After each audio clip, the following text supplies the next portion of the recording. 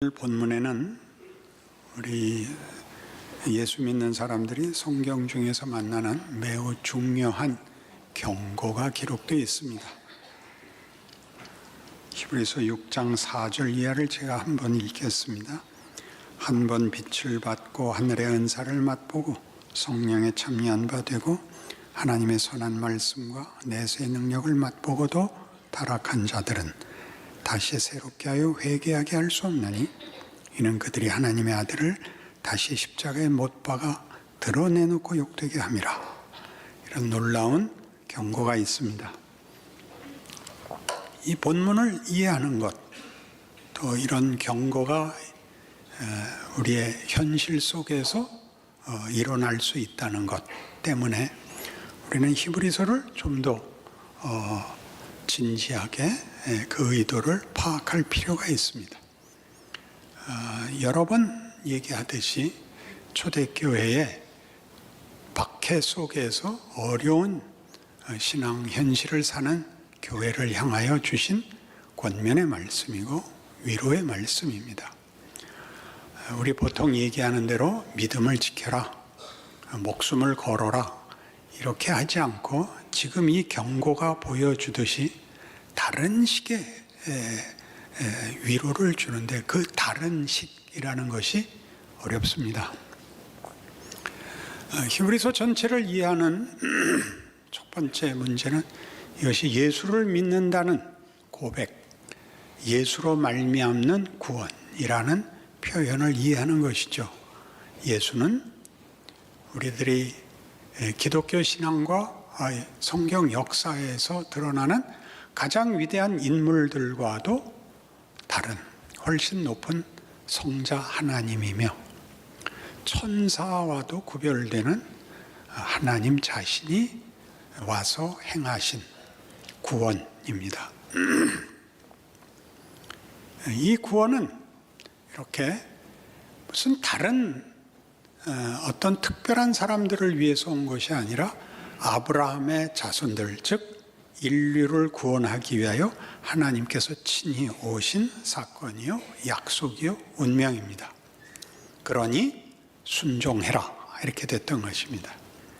우리는 이 순종에서 실패하는 것을 오늘 본문같이 하늘의 빛을 보고 영생을 맛보고 그 능력을 맛보고도 실패하면 다른 방법이 없다라는 경고에 부딪히는 셈인데, 순종이라는 것이 한 번 어떤 잘한 선택이고 어떤 한 번 잘못한 선택이고 하는 문제보다 훨씬 깊은 차원에서 설명되고 있습니다.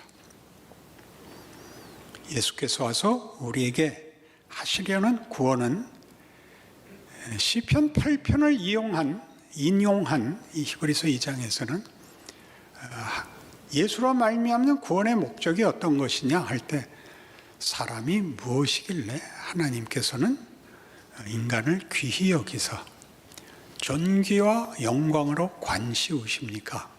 라는 성경의 고백을 인용하여 예수로 말미암는 구원의 궁극적 영광을 다시 선포합니다. 그런데 이 궁극적 영광, 존귀와 영광으로 관을 쓰게 하시는 하나님의 구원의 목적이 현실 속에서는 욥기 7장에 나오는 바와 같이 동일한 내용을 이런 다른 입장에서 고백하게 합니다. 사람이 무엇이길래 하나님 오셔서 이렇게 못 살게 구십니까?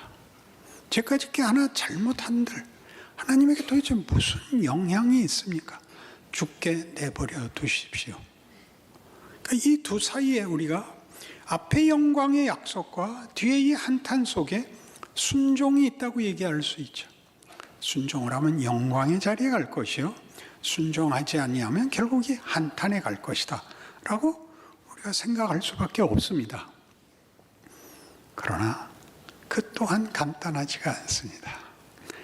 우리는 순종이 요구되는 성경의 요구가 이 지금 극심한 고난과 절망 속에 격려를 주기 위하여 한 명령이라는 것이 순종할 수 있고 믿음을 가질 수 있다면 그걸 하면 됐지. 격려가 뭐가 필요한가? 다 내 잘못이고 나 하기 나름이지 라는 생각을 할 텐데, 굳이 순종을 들이대서 다시 격려하는 것은 거기는 우리가 책임질 것보다 큰 신적 어떤 도우심이 있다는 것을 암시하고 있습니다. 그래서 이것이 출애굽 사건에서 일어났던 가나안 입국 거절로 인하여 벌어진 실패를 교훈 삼아 우리에게 너희는 너희 선조들이 광야에서 실패한 것 같이 실패하지 말라로 주어지고 있습니다. 생각하면 쉽죠. 그들은 실패했으나 너희는 성공해라. 그러면 쉽지만 그 사건에는, 또 그리고 이 권면에는 그 실패, 그리고 지금의 현실 속에서 하나님의 일하심이 우리가 이해하고 더 알아야 될 설명으로 다가옵니다. 어떤 실패를 했습니까? 출애굽이라는 사건으로 시작한 구원 사건이 출애굽과 가나안 과정 내내 하나님이 다 하셨지만 10가지 재앙, 홍해를 가르는 일, 구름 기둥과 불 기둥, 만나와 메추라기, 반석에서 나오는 물, 뭐든지 다 있었지만 무엇만은 우리가 했어야 했습니까? 가나안에 들어가기로 하는 결정과 순종은 우리가 해야 됐었습니다. 그들은 실패했습니다. 그래서 그들은 광야에서 다 죽고 그 후손들이 이제 들어갑니다. 가나안을 정복하고 그 안에서 살게 됐는데 사사기에서 보는 바와 같이 그들은 도착한 땅에서 다시 실패합니다. 그 실패의 가장 두드러진 대표적인 사건이 뭡니까? 우상을 섬기게 됐죠. 우상을 섬기는 것이 왜 잘못이며 그들이 약속한 땅에서 하나님의 진노를 불러일으키는 이유가 뭡니까? 우상은 타협이기 때문입니다. 무슨 타협? 하나님의 목적을 중간쯤에서 타협한 것입니다. 우상은 전부 이겁니다. 자신이 아는 만족, 자신이 할 수 있는 안심에 머무르고 마는 것. 하나님이 우상을 그토록 분노하시는 이유는 나는 너를 고만하게 목적하지 않았다. 더 가야 된다. 자주 여러분에게 예화를 들었죠. 초등학교 다니는 아들이 어느 날 기도 많이 하고 와서 어머니께, 어머니, 제가 기도 많이 하고 깨우쳤습니다. 부모님의 돈을 이렇게 교육비에 낭비할 것이 아니라 제가 이제 나가 껌이라도 팔아서 가게에 도움이 되도록 하겠습니다. 그러면 여러분들이 뭐라 그랬습니까? 내가 널 고고하려고 난 줄 아냐? 내가 돈을 들여서 너를 매질해서 학교를 보내는 이유를 모른단 말이냐? 아니 어머니, 제가 어머니를 위해서 나가서 돈 벌어 오겠다는데 왜 이러십니까? 고정하시옵소서. 여러분들 다 능히 이해하는 얘기 아닙니까? 하나님의 진노가 여기 있습니다. 하늘의 빛을 보고 영생을 얻고 내세의 능력을 맛보고 그러고 거기서 끝이라고.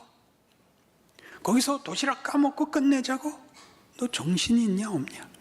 내가 가자는 데가 얼마나 큰 데면 내가 내 아들을 보내서 십자가에 달았겠냐? 너희에게 순종하라는 게 뭔지 무슨 뜻인지 모르겠냐? 이렇게 되는 겁니다. 더 가자는 겁니다. 더 가자는 것. 근데 그게 왜 어렵죠? 모르는 길을 가집니다. 모르는 길. 모르는 길을 가는 게 왜 어렵죠?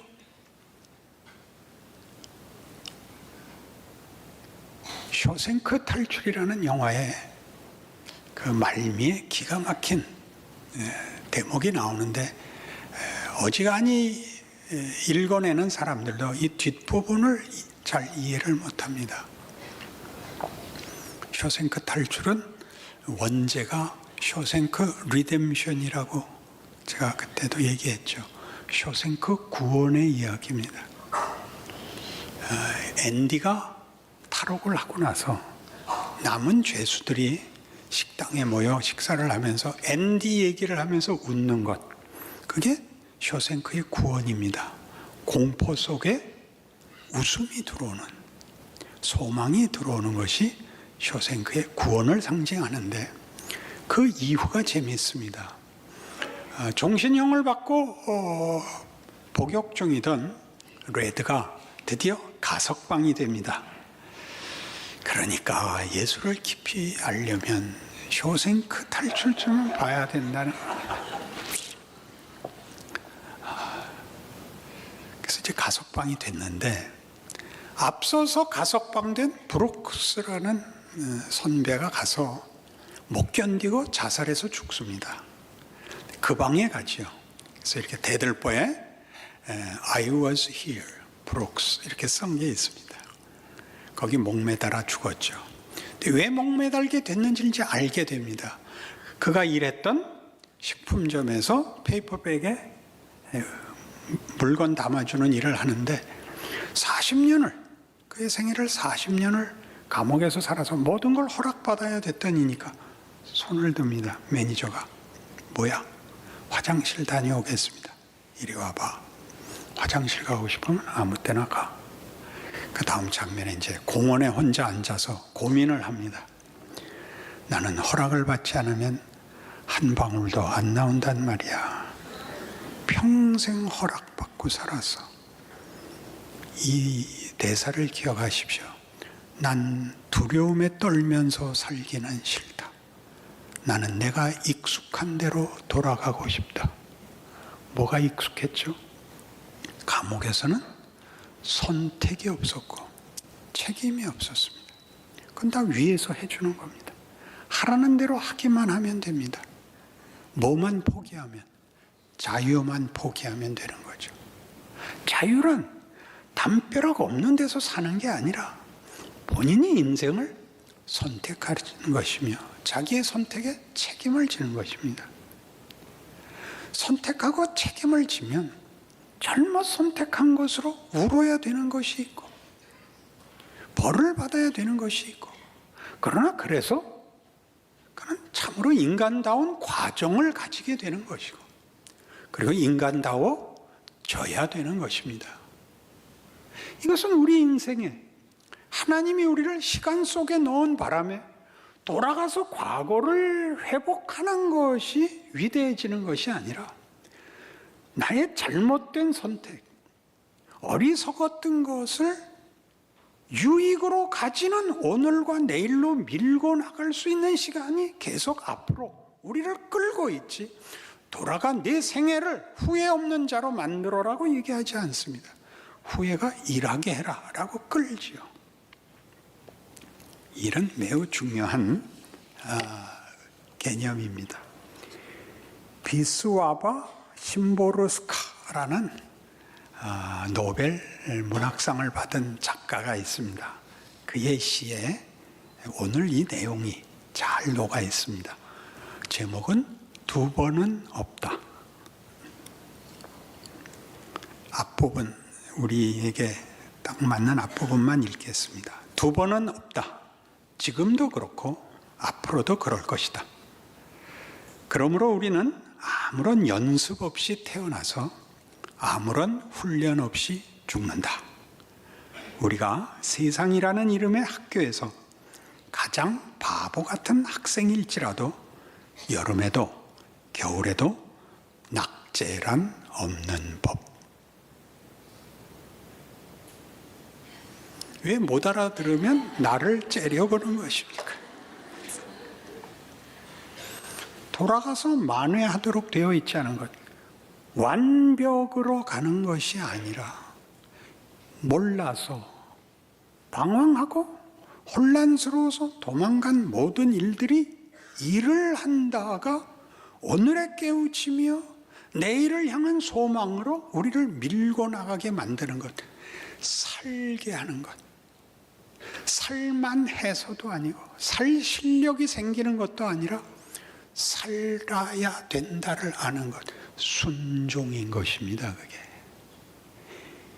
그게 모르고 산다는 것이 아무런 실력도 없이 분별도 없이 그냥 살기만 하면 된다고요?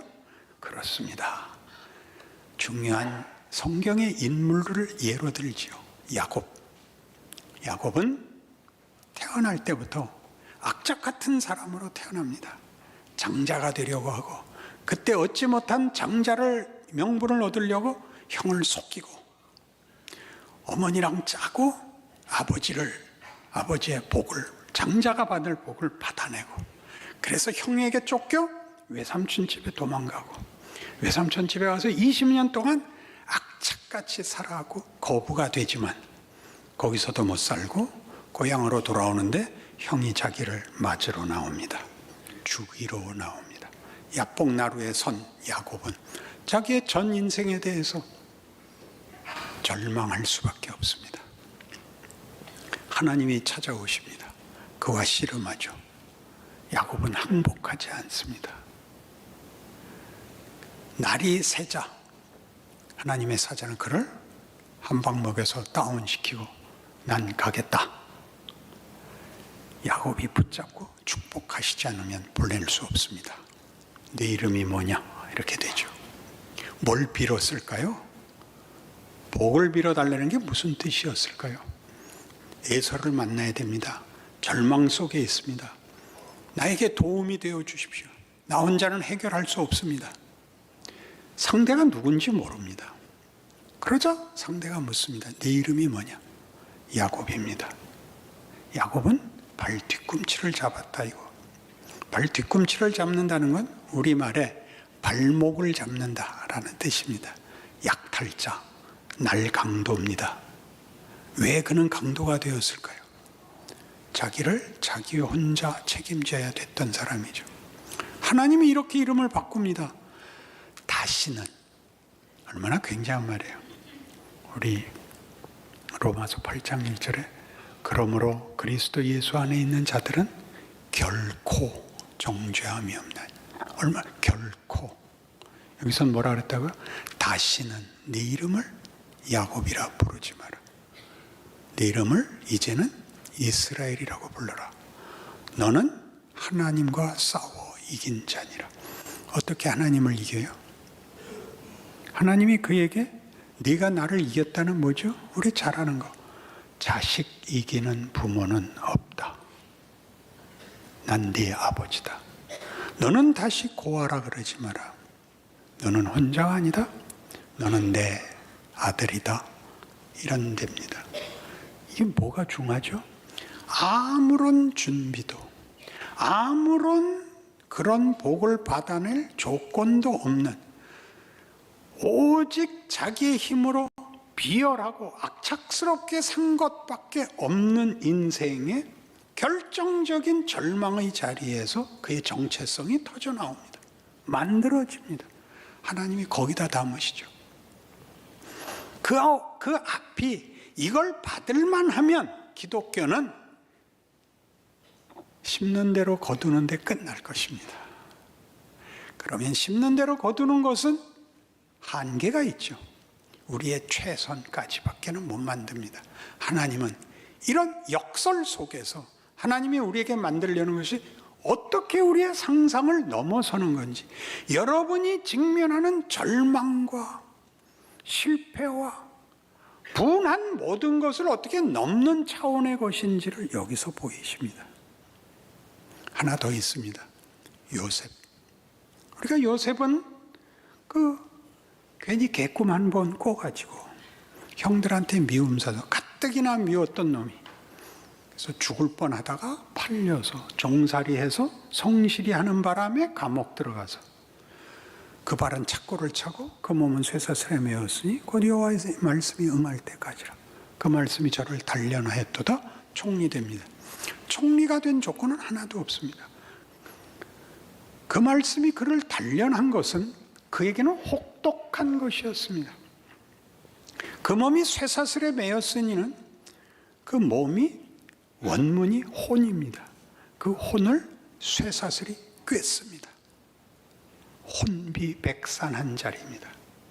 요셉은 절망 정도가 아니라 원망하고 분노하고 인생을 살았는데 거기다가 하나님이 영광을 담아서 그는 총리가 됩니다. 그러자 희한하게 그에게 실력이 생기죠. 임의로 백관을 제어하고 재산을 관리하고 장로들을 교훈하는 경지에 올라있는 자기를 보게 됩니다. 자기가 걸은 인생은 이런 걸 만들 수 없는 인생이었는데 분명히 아무런 선택도 대안도 수도 없는 길을 걸었는데 담긴 건 이것이었던 것입니다. 그러니 순종은 뭡니까? 살아보라는 것입니다. 성경이 하고 싶은 얘기는 이겁니다. 너희가 죄인이었을 때 구원받았다. 은혜를 입었다. 구원을 받은 자리에서는 얼마나 더 많이 받겠냐.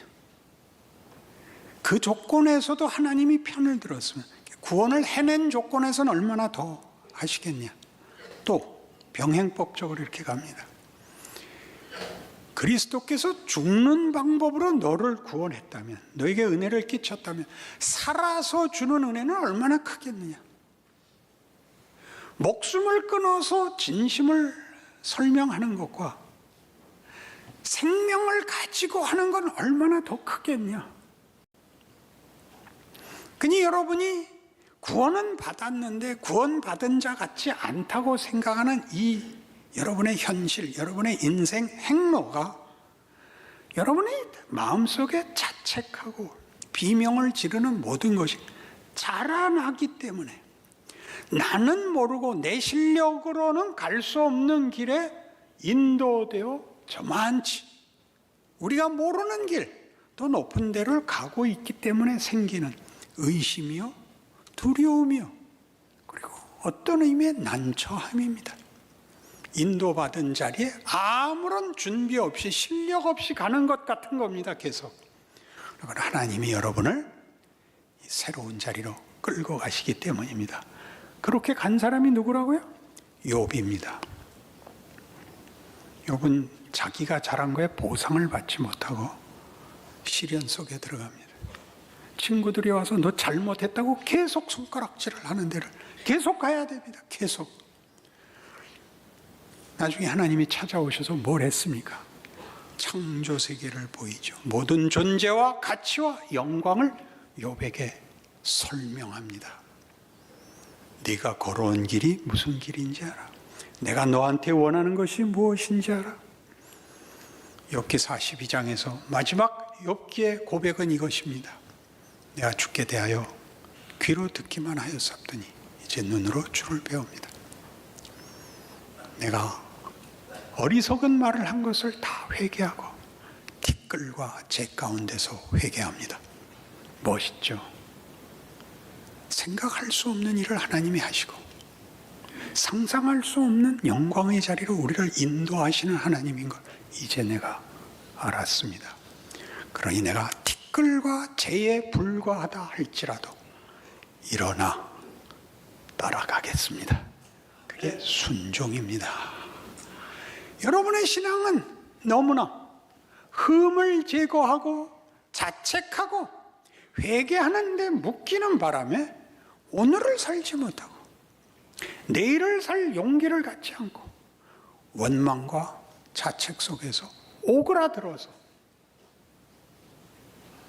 어떻게 해야 될지 모르는 자리에서 해야 되는 믿음의 행보 모른다. 그러나 우리에게는 십자가라는 증거가 있다. 부활이라는 약속이 있다. 나는 살아내겠다.